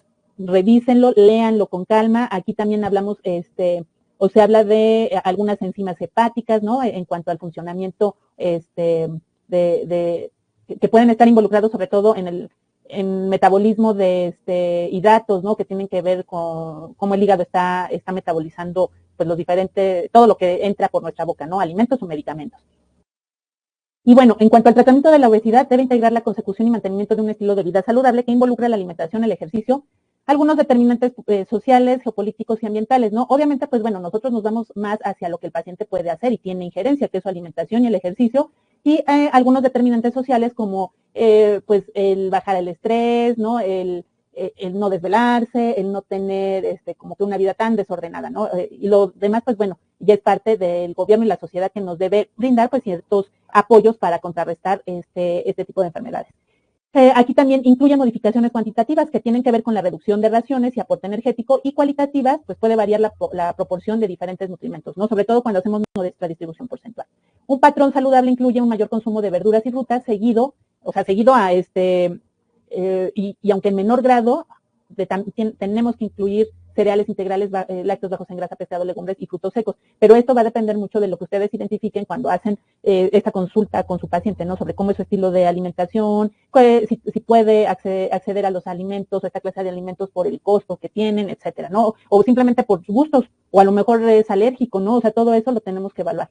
Disminuir la ingesta de carnes, incluyendo carnes procesadas y alimentos azucarados, también es característico de este patrón. Entonces, pues al final es llevarlos a mejorar la alimentación. Y en relación con dietas modificadas en macronutrientes, pues no hay estudios que permitan establecer sus ventajas. Sin embargo, pues sí, ya empezamos a verlo, pues cuando estamos con el paciente realmente, ¿no? Porque el paciente nos va a ir dando la pauta para ir haciendo la modificación que se requiere en su alimentación. Los peligros de una dieta inadecuada incluyen desnutrición o déficit de nutrimentos y empeorar el riesgo cardiovascular, favorecer el trastorno de la conducta alimentaria, transmitir conceptos nutricionales erróneos o fomentar el sentimiento de frustración. Por eso es importante conocer al paciente, cuáles son sus necesidades, sus objetivos, la manera en cómo está manejando también el que presente sobrepeso, obesidad, ¿no? Cómo lo hace sentir, si ha llevado algunos otros tratamientos, qué le ha funcionado, para que de ahí podamos partir y evitemos en la medida de lo posible caer en esos errores, ¿no? O situaciones que complicaban al paciente. Es fundamental insistir en la necesidad de una alimentación variada, saludable y equilibrada en el contexto de la dieta mediterránea y en la práctica de ejercicio físico regular, pues en la medida que se pueda realizar. Y aquí, pues bueno, hablando de actividad física, hay que diferenciar que la actividad física representa el movimiento muscular cotidiano. Entonces, prácticamente todos nos activamos, nos levantamos, caminamos, estiramos, bajamos escaleras, movemos los brazos, etcétera, ¿no? O sea, todos nos activamos a menos que tengamos una situación en la que estemos en reposo absoluto, ¿no? A lo mejor en cama o sentados, pero pues estamos muy limitados, ¿no? ¿Por qué? Alguna condición física, alguna enfermedad, no sé, ¿no? Existen muchas razones. Y en cuanto al ejercicio físico, tenemos que es una realizar de forma estructurada, planeada y repetitiva, y aquí podemos, pues no sé, es como decir, ay, me voy a ir a nadar 3 veces a la semana, 1 hora, mi clase y ya, ¿no? Estoy realizando un ejercicio. O voy a Zumba, ¿no? Todos los días, a las 6 de la mañana tomo mi clase, voy a mis partidos de fútbol, o sea, todo lo que sea adicional a las actividades cotidianas. Y el deporte, pues ya es algo que va a estar normado, generalmente lo hacemos con fines competitivos y pues al final es ya muy poca población la que hace un deporte, ¿no? Como tal, porque es ya tener un entrenamiento más establecido, a lo mejor tengo que comprar cierto equipo, estar en competencias y pues esto es totalmente diferente a una persona que a lo mejor hace una caminata diaria de 4 kilómetros, o sea, es nada más, o sea, sí es un ejercicio porque lo hace de manera cotidiana, pero su fin no es el competir. Y bueno, la pérdida ponderal realizando solo ejercicio físico es clínicamente irrelevante, si bien existe una gran variabilidad individual. Sin embargo, un programa de ejercicio físico es importante, casi imprescindible, para dificultar la recuperación del peso perdido. La mejora psicológica que aporta el ejercicio contribuye a reducir la ingesta energética o calórica de causa emocional, siendo más útil en personas con estrés. Entonces, pues aquí también es importante, ¿no? Establecer que en una persona no nada más es el ejercicio para bajar de peso, sino que es también todos los factores que van a contribuir a esto, ¿no? La alimentación, el descanso, el estrés y así, ¿no? Dependiendo de lo que integremos, pues vamos a ir dando estrategias o recomendaciones para mejorar esa condición. Y aquí tenemos esta tablita donde nos da los grupos de riesgo que deben identificarse y en los que realiza una prevención selectiva destinada a evitar una ganancia ponderal. Tenemos a sujetos con sobrepeso, una distribución central de grasa corporal, personas que han perdido peso, cambios cíclicos de peso, enfermedades que predispongan a obesidad, pacientes sometidos a determinados tratamientos, predisposición familiar a la obesidad y al sedentarismo, factores de riesgo cultural, hábitos nutricionales incorrectos, periodos de vida críticos para la obesidad, antiguos fumadores y sujetos altamente motivados para evitar el aumento de peso. Entonces, identificamos cuáles son esos riesgos para poder establecer las medidas y recomendaciones pertinentes. Y en el tratamiento farmacológico, pues generalmente van enfocados a pacientes con un IMC mayor a 30 o mayor a 27 asociado a comorbilidades mayores, ¿no? Que pudieran ser hipertensión, diabetes, ¿no? Que son las más comunes. Y bueno, cuando en un periodo de 3 a 6 meses se han estado sometiendo a algún programa, ¿no? O tratamiento nutricional y pues no hay una pérdida mayor al 5% del peso inicial. Por eso es importante estar haciendo en paciente obeso revisiones de manera continua para detectar esos pequeños cambios, ¿no? Que al final a nosotros son muy significativos. Y bueno, si este es bien tolerado y la pérdida ponderal supera el 5% del peso inicial, el tratamiento debe de continuarse de forma crónica mientras persista la indicación. Pero el tratamiento farmacológico, ojo, lo va a dar el médico. Nosotros no tenemos la autorización para hacer recomendación de nada y mucho menos prescribir, ¿no? Hay que tomarlo en cuenta. Entonces, tenemos pacientes obesos y vemos que a lo mejor no está funcionando nada más la dieta y el plan de alimentación y el ejercicio, entonces a lo mejor referirlo con algún médico para que nos ayude a lo mejor con algún tipo de fármaco, ¿no? Que no va a ser para toda la vida, nada más va a ser en determinado tiempo para lograr una pérdida importante.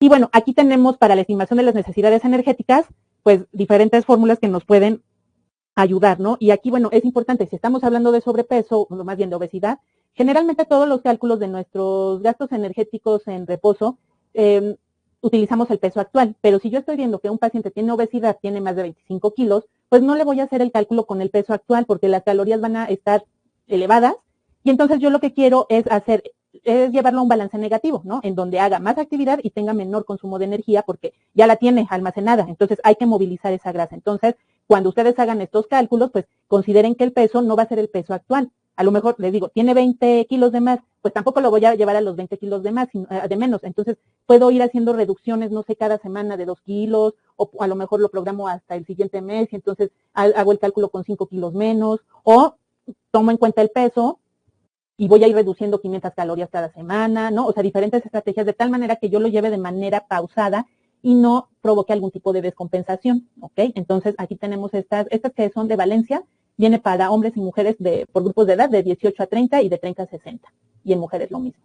Tenemos la de Mifflin, aquí tenemos en donde consideran un valor de género sumado o restado, en el caso de los hombres aumenta al final más 5 y las mujeres menos 161 restamos. Tenemos Instituto de Medicina, en donde ya incluye factor de actividad física, dependiendo, ¿no? Sedentario, poco activo, activo y muy activo, para hombres y para mujeres. Y pues bueno, aquí es cálculo.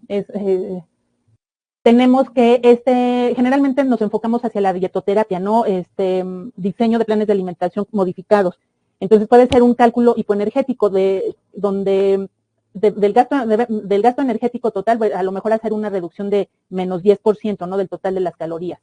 Este está indicado en pacientes con índice de masa corporal mayor a 27 y debe de estar conformado con un tratamiento integral, ¿no? Plan hipoenergético, orientación alimentaria, ejercicio, terapia conductual y metas accesibles. Lo que les decía, si tiene 20 kilos, pues no lo voy a llevar en un mes a 20 kilos. O sea, si al paciente le llevó 10 años, 15 años llegar a ese peso, pues vamos a tratar de hacerlo de manera gradual, porque al final pueden tener una pérdida de peso importante, pero pues va a ser momentánea. Aquí lo que requerimos es que el paciente se quede con los hábitos para toda su vida de alimentación saludable, práctica de ejercicio y el que él sepa controlar aquellos factores que pueden provocar que en algún momento le dé hambre por ansiedad, ¿no? El controlar su estrés y eso, pues a lo mejor terapia para que le indiquen cómo hacer ese manejo del estrés, de la ansiedad. Entonces, pues aquí lo que recomendamos o que se espera es que estos planes de alimentación hipoenergéticos reduzcan a lo mejor menos de 500 calorías al día de su gasto energético total, que nos va a llevar prácticamente sería a una pérdida de 500 gramos o medio kilo a la semana.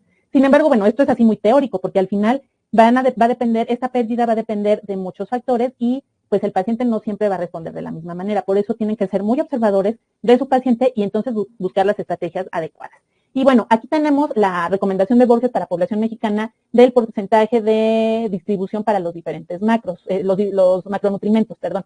Tenemos proteína del 12 al 15%, hidratos de carbono del 55 a 63%, lípidos de 25 a 30%, y bueno, ya si queremos ser más específicos y basarnos en los ácidos grasos, pues bueno, ya lo hacemos de manera más detallada. Entonces, estas son sugerencias para la población mexicana en cuanto a la distribución, y tenemos también, esta tablita viene en el libro de Subversa, del ABC de la evaluación y diagnóstico nutricional. Vienen las recomendaciones de macronutrientes para población mexicana, ¿no? Para población mexicana, la OMS, población norteamericana, y vienen las recomendaciones. Ya dependerá mucho lo que ustedes quieran trabajar con el paciente, ¿no? Para poder establecer estos parámetros. A lo mejor resulta que su paciente, y a veces nos pasa, es muy dado al consumo de elevado de hidratos de carbono, ¿no? Entonces, no sé, hacemos un recordatorio y vemos que a lo mejor su consumo es de 70%. Ah, no, pues entonces yo lo voy a llevar a lo mejor a 60, ¿no? O a 55. Y resulta que las proteínas a lo mejor están muy bajito, ¿no? Están en un 6%. Ah, bueno, yo lo voy a llevar a un 10% o a un 12%. O sea, irlo adecuando de tal manera que a mí pues me resulte práctico, ¿no? Bueno, no nada más a mí, al paciente le resulte práctico. Ay, ay, Dios, acá estoy. Entonces, bueno, dependerá mucho lo que ustedes elijan para sus pacientes, ¿ok? Y ahora vamos a hablar de desnutrición. La desnutrición asociada a la enfermedad tiene enormes repercusiones sobre diferentes órganos y sistemas. Diversos colectivos son especialmente de riesgo, como los pacientes ancianos, los pacientes afectados a enfermedades o que se diagnosticaron con enfermedad pulmonar crónica, pacientes oncológicos, ¿no? Y puede haber también pacientes con trastornos de la conducta alimentaria, etcétera, ¿no? No obstante, la desnutrición puede afectar a todos los grupos de edad. Un colectivo especialmente vulnerable a la desnutrición son los pacientes ingresados en el hospital y en los centros residenciales, ¿no? Los adultos mayores. Y bueno, la desnutrición está asociada a la enfermedad. Es una situación desencadenada por diferentes situaciones clínicas que determinan, en primer lugar, una ingesta de alimentos insuficiente, una digestión y absorción alterada por algún padecimiento, un aumento de las necesidades energéticas y proteicas y un aumento de las pérdidas por una situación catabólica, ¿no? Que puede estar asociada pues precisamente a la presencia de una enfermedad, y esto pues está involucrado en el aspecto 1, una mala absorción. Y bueno, tenemos este diagrama en donde tenemos las enfermedades crónicas, tenemos, por ejemplo, la depresión, el dolor, la malabsorción, ¿no? Por alguna fístula, diarrea, una infección gastrointestinal, y tenemos las enfermedades agudas, ¿no? Que pueden ser infección, traumatismo, quemadura, cirugía, que al final estas dos nos van a llevar a la anorexia, pero no a la anorexia porque tengo el trastorno de la conducta alimentaria y tengo una percepción distorsionada de mi figura, sino que es como el síntoma, ¿no? De la enfermedad. O sea, más bien aquí sí sería un síntoma, no un trastorno, la anorexia. Entonces, al final, pues esto me va a llevar a tener ayuno, ¿no? O nos lleva al paciente a un ayuno prolongado en donde nos dispara a desnutrición. O puede haber una respuesta inflamatoria, que esto hace que se dé un catabolismo, o sea, un mayor consumo de nuestras reservas, de energéticas, proteína también, y pues bueno, nos lleve a la desnutrición. Entonces, generalmente la respuesta inflamatoria o el catabolismo tienen que ver con presencia de infección, una alteración en la función intestinal y alteración de la cicatrización como una quemadura o las quemaduras y una función muscular alterada. Entonces, esta parte pues es importante que nosotros la tengamos en cuenta, que es diagnosticada también por el médico, porque habrá elementos que nosotros no tenemos como que a la mano y no los podemos interpretar. Y bueno, aquí en esta tabla tenemos la clasificación de la desnutrición según la severidad de las alteraciones de los parámetros nutricionales. Y este cuadro está padrísimo porque nos da pues elementos antropométricos, ¿no? El índice de masa corporal, porcentaje de peso habitual en la primera columna del lado izquierdo y el porcentaje de pérdida de peso. Y después tenemos los valores antropométricos, ¿no? Como albúmina, transferrina, linfocitos, y vemos ya en las columnas que van hacia de izquierda a derecha, valores normales, valores de desnutrición leve, moderada y grave. Entonces, pues ya podemos hacer un comparativo y tener como que los elementos bien identificados, ¿no? Para ver cómo está nuestro paciente. Entonces, esta tablita, revísenla. Digo, a mí me gusta mucho porque nos abre más el panorama, ¿no? Hacia a qué nos tenemos que enfocar con la evaluación de nuestros pacientes desnutridos. Entonces, bueno, en lo personal creo que es de mucha utilidad y nos resume todo. O sea, a mí me encanta esta clasificación. Y bueno, tenemos dentro de la evaluación del riesgo de nutrición, vamos a tener algunas herramientas que nos van a permitir hacer esta identificación de la desnutrición. Y tenemos el MOST. Entonces, esta herramienta nos va llevando paso a paso de cómo identificar esta desnutrición en los pacientes. Entonces, tenemos identificación de IMC, pues siempre va a ser menor a 18.5 y tienen, ¿cómo se llama? Valores, ¿no? Si, por ejemplo, mi paciente tiene si mi paciente tiene un índice de masa corporal menor a 18.5, pues va a tener un valor de 2, ¿no? Ahí ya voy a ir anotando cómo, cuáles son mis valores, porque al final voy a tener que, aquí, miren, ahorita, ay, Dios. Acá está.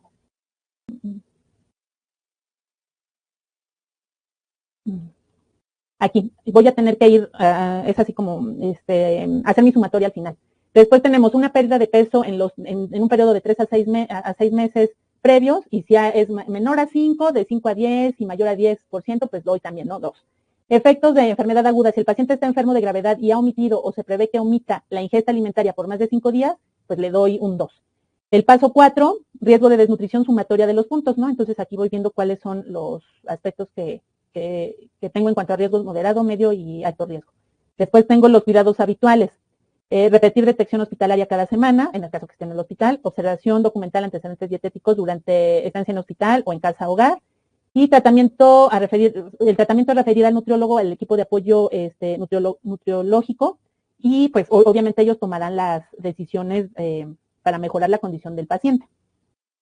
Y bueno, aquí tenemos cómo se va a estar monitoreando si está en el hospital, si está en la casa o en una casa hogar, o en alguna otra situación, ¿no? Para cada aspecto. Y bueno, aquí tenemos todas las categorías de riesgo, pues tratar a los trastornos y proporcionar ayuda y asesoría sobre la elección de alimentos, comiendo y bebiendo cuando es necesario, un registro de las categorías de riesgo de desnutrición, registro de la necesidad de dieta especial y seguimiento de una política local. Y en el caso, bueno, si hay obesidad, riesgo de presencia de obesidad, quienes tienen algún trastorno por lo general son controlados antes de un tratamiento de obesidad, ¿no? O sea, cuando están bajo tratamiento o vigilancia médica. Aquí tenemos otra herramienta en donde es la evaluación mínima del estado de nutrición, y aquí hay preguntas, ¿no? Todo se basa en preguntas. ¿Ha disminuido su consumo de alimentos durante los últimos 3 meses debido a la pérdida de apetito, problemas digestivos, dificultades para masticar y tragar? Y ya. Si nos da la respuesta de, si hay una pérdida severa, tiene 0. Pérdida de peso durante los últimos 3 meses, y tenemos las diferentes opciones. Movilidad, si está confinado a cama, si puede dar pasitos, etcétera.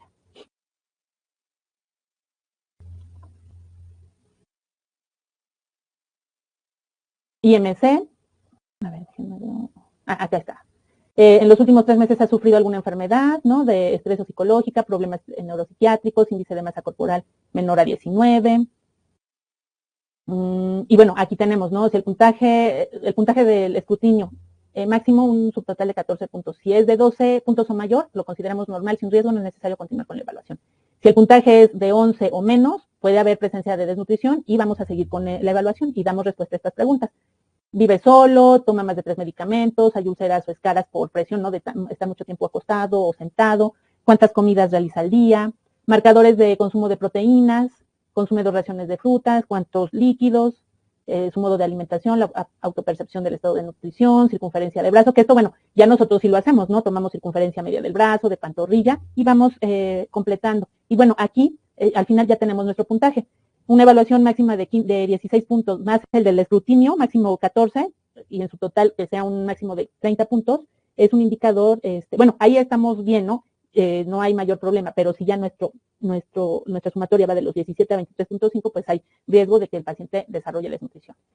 Y el objetivo de la terapia nutricional para estos pacientes está relacionada con la inanición, ¿no? Empezará a perder peso, y el objetivo es reestructurar los niveles saludables de masa corporal, grasa corporal y deficiencia de vitaminas y minerales. Para la desnutrición relacionada con la enfermedad crónica, los objetivos de tratamiento son mantener y mejorar la masa corporal, magra y grasa corporal. En la desnutrición aguda relacionada a la lesión, los objetivos de la terapia nutricional son apoyar la función vital de los órganos y preservar la respuesta del huésped a través de un episodio agudo, ¿no? Que obviamente, pues bueno, aquí tendremos que evaluar diferentes elementos para ver cómo vamos a darle el manejo a ese tratamiento. Y bueno, aquí recordemos que alimentos con bajo aporte de energía, pues van a ser las verduras, frutas, cereales sin grasa y lácteos descremados, que va a depender también mucho de lo que encontremos en nuestras evaluaciones bioquímicas, ¿no? Si vemos pacientes que tienen también elevado el colesterol, triglicéridos por alguna situación, pues vamos a ver cómo vamos a irlos manejando. La intención es incrementar, aquí es incrementar el aporte calórico. Nada, déjenme ver, porque esto como que ya siento que, a ver. Es que esta recomendación para bajar energía, esto es parte,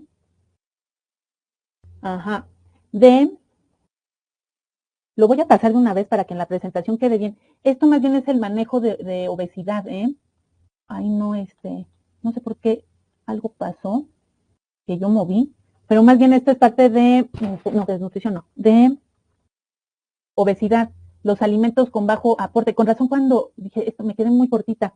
Estos alimentos con bajo aporte son los que siempre vamos a recomendar para el tratamiento de pacientes con obesidad. Aquí, bueno, lo retomo de una vez. Estas serían unas estrategias para los pacientes en cuanto a que estamos buscando la pérdida de peso. Ok, aquí tenemos algunas estrategias, ¿no? Sobre todo, disculpen que me vaya así tan abrupto, pero no sé qué pasó aquí, pero bueno, a veces también esa parte de la obesidad se da porque comemos muy rápido y no masticamos. A lo mejor contamos con 1 hora para comida, pero resulta que esa hora la voy a usar para ir por lo que mi hijo me encargó en la papelería para que tiene que llevar en la tarde, o no sé, o resulta que aprovecho para hacer un pago en el banco, y entonces ya se me fue esa hora, ya nada más me quedan 15 minutos para comer, y entonces lo que tenga para comer lo trago prácticamente, no lo mastico. Entonces también eso contribuye a que tengamos sobrepeso, ¿no? En cuanto a preferir la comida que no brilla, obviamente todo lo que tiene mayor contenido en grasa brilla y es lo más rico, y entonces no nos damos cuenta y estamos incrementando nuestro consumo en grasas, ¿no? Iba en función de eso. Ay, sí, discúlpenme, pero se me fue aquí dije, bueno, esto no sé por qué viene aquí, no sé en qué momento lo metí, pero bueno, ya quedó ordenado para ahorita que la suba no tenga ningún problema, ¿ok? Ok, entonces, ya vamos bien.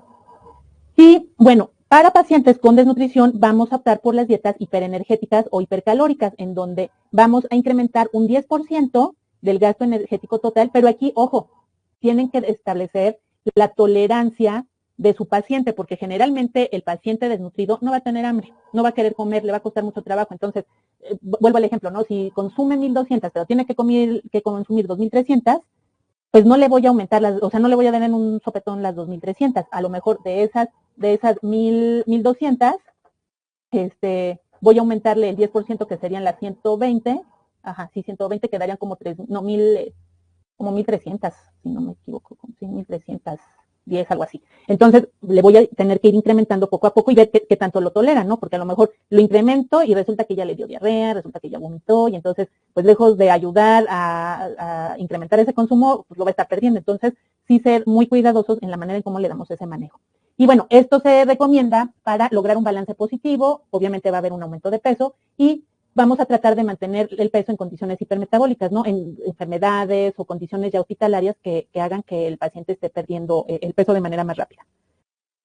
Y bueno, una dieta hiperenergética se da cuando hay un déficit del 20% de su consumo real, de su consumo, o sea, tiene su consumo calórico, no lo está cumpliendo y está por debajo. Entonces, hay que tener cuidado. Cuando es diagnosticado con desnutrición o anorexia por trastornos de la conducta alimentaria. Y bueno, en este tipo de pacientes, generalmente lo que hacemos, perdón, a veces no tiene esa capacidad digestiva, ¿no?